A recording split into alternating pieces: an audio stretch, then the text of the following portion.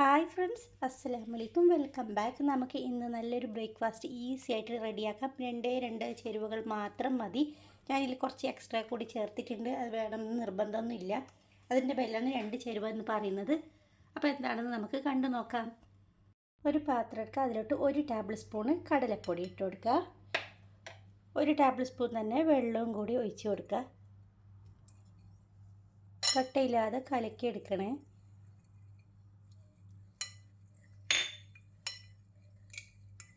എന്നിട്ട് നമുക്ക് ഇതിലോട്ട് ഉപ്പ് ചേർത്ത് കൊടുക്കണം.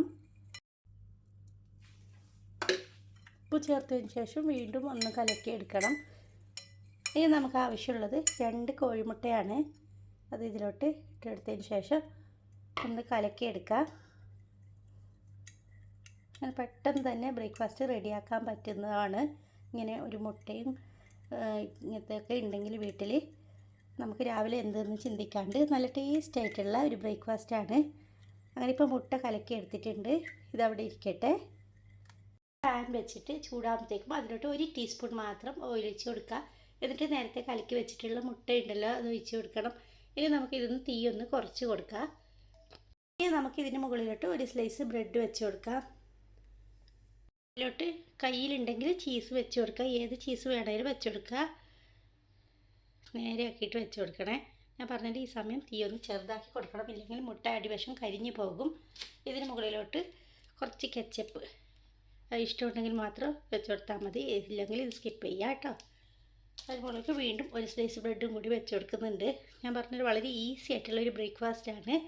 ഇനി നമുക്ക് കുറച്ച് മുട്ട ഒന്ന് ഉറച്ച് വരുമ്പോൾ ഇതിന് ചുറ്റുള്ളത് ഇതിന് മുകളിലോട്ട് ആക്കി കൊടുക്കാം.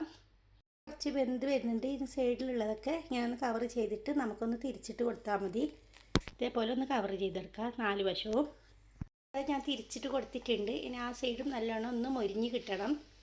ഇങ്ങനെ ഒന്ന് പ്രസ് ചെയ്ത് കൊടുത്താൽ മതി. ഒരിക്കൽ കൂടി ഒന്ന് തിരിച്ചിട്ട് കൊടുത്തിട്ടുണ്ട്. ഇനി നമുക്ക് ഇതിനെ പ്ലേറ്റിലോട്ട് മാറ്റാം.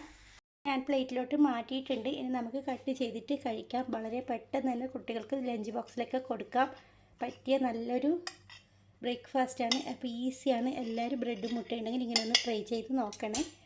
ഉണ്ടല്ലോ, നല്ല റിച്ച് ആയിട്ടുള്ള നല്ല ചീസൊക്കെ വെച്ചിട്ടുള്ള ഒരു ബ്രേക്ക്ഫാസ്റ്റാണ്. എന്തായാലും ഇതൊന്ന് ട്രൈ ചെയ്ത് നോക്കണം. ഇഷ്ടമായി സബ്സ്ക്രൈബ് ചെയ്യാൻ, അതുപോലെ തന്നെ ഷെയർ ചെയ്യാനും ലൈക്ക് ചെയ്യാനും ഒന്നും മറക്കരുത്.